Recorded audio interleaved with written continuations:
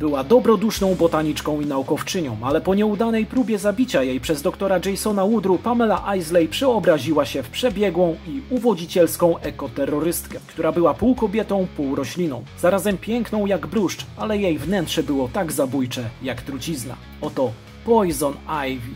Cześć, witaj na kanale Freaktoys i zapraszam Cię na recenzję.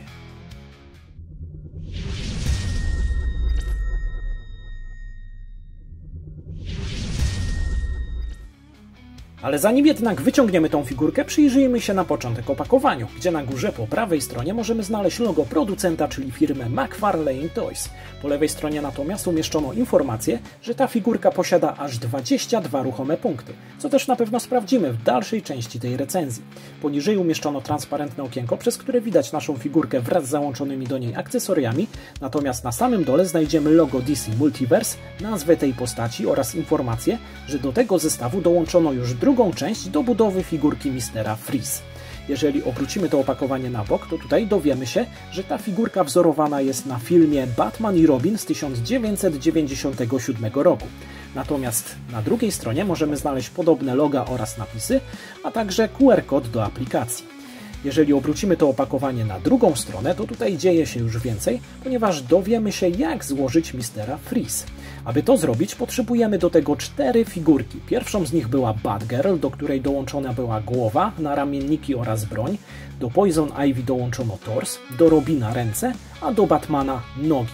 Już teraz mogę zaspoilerować, że oczywiście złożymy całego Mistera Freeze, także warto śledzić ten kanał, a tymczasem zajmijmy się trującym bluszczem.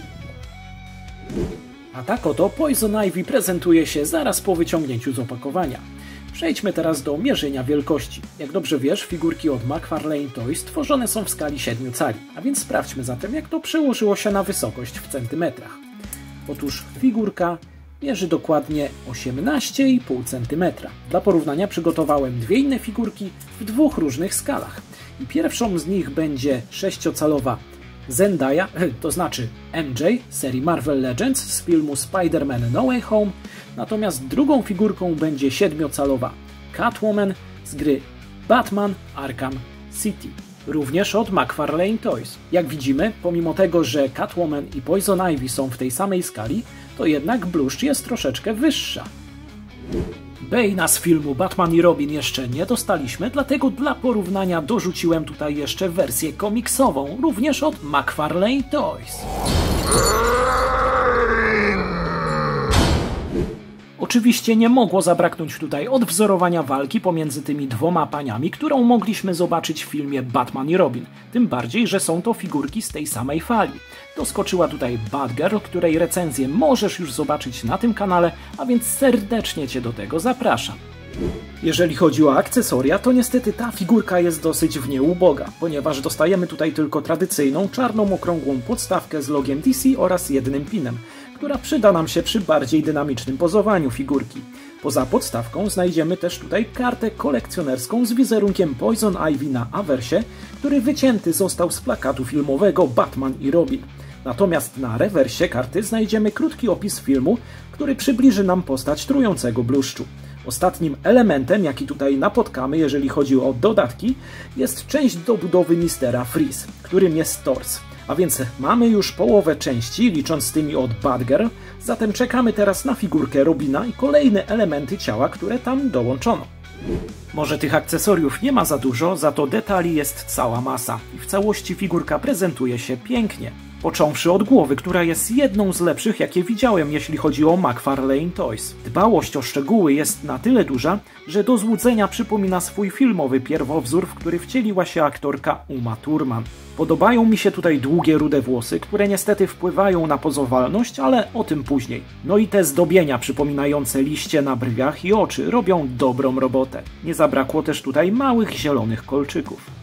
Co do reszty kostiumu, to ramiona są odsłonięte, a bluszcz ubrana jest w gorset połączony z majteczkami, który w całości pokryty został liśćmi bluszczu, gdzie każdy z nich został wyrzeźbiony osobno i pomalowany metodą zwaną dry brush, co daje nam różne odcienie zielonego. Na rękach znajdziemy rękawy w delikatnym zielonym kolorze oraz zdobieniami liści. Otwarta lewa dłoń posiada kolejny liść, z którego Poison Ivy rozpylała feromony, które doprowadzały mężczyzn do obłędu. Poza nim na dłoniach znaleźć można także kilka pierścionków. Długie nogi ozdabiają rajstopy w stylu ombre, gdzie kolor z zielonego łagodnie przechodzi w czarny. Na lewym udzie znajduje się kolejne czarne pnącze bluszczu. Na stopach rajstopy idealnie łączą się z czarnymi szpilkami, które w tym przypadku są dosyć stabilne. Z tyłu również nie zabrakło kobiecych wdzięków i tutaj również wszystko wygląda tak jak należy. A więc jak widać fala figurek, a raczej te dwie pierwsze kobiety wzorowane na filmie Batman i Robin wyglądają znakomicie. Zobaczymy jak będzie z resztą figurek. No to sprawdźmy jeszcze jak wygląda pozowalność tej figurki. Głowa znajduje się na stawie kulkowym. Ale niestety przez te długie włosy pojawia się tutaj delikatny problem, jeżeli chodzi o obracanie głowy na boki, ale kiedy uniesiemy te włosy, myślę, że damy radę to zrobić. Natomiast kiedy chodzi o pochylenie w przód czy odchylenie w tył, niestety tutaj pojawia się już problem. Ramionami za to możemy obrócić o 360 stopni, unosić od i do ciała. Poza tym mamy tutaj imitację stawu motylkowego, także tutaj zawsze znajduje się jakiś dodatkowy punkt ruchu.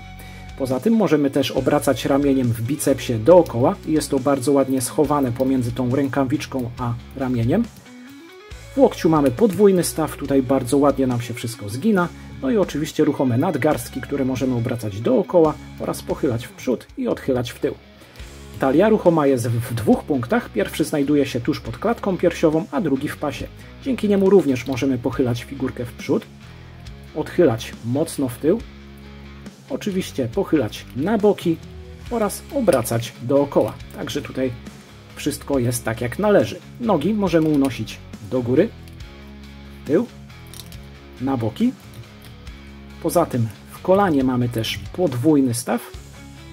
I na sam koniec zostały nam ruchome stopy, góra, dół, obracać dookoła oraz pochylać na boki. Także, zapomniałbym, jeszcze ruchome palce. A więc jak widzisz, tych punktów jest tu naprawdę sporo. A więc nic, tylko ładnie upozować tą figurkę i postawić na półce. Podsumowując, minusem tej figurki na pewno jest brak akcesoriów, bo wystarczyło dać tutaj chociaż jakąś rosiczkę w doniczce i byłoby lepiej. Natomiast cała reszta, czyli detale, malowanie i pozowalność, to już wysoki poziom, który u tego producenta nie zawsze się zdarza. A więc z czystym sumieniem dam tutaj mocne 9 na 10. I zdecydowanie polecam tą figurkę, nawet jeżeli film nie przypadł Ci do gustu, bo warto mieć ją w swojej kolekcji. Bo też niecodziennie dostajemy figurkę tej postaci, a do tego zawsze też mamy możliwość złożenia figurki Mistera Freeze. A więc chyba warto. To na dzisiaj wszystko. Zostaw łapkę w górę, subskrybuj kanał i do zobaczenia w kolejnej recenzji. Cześć!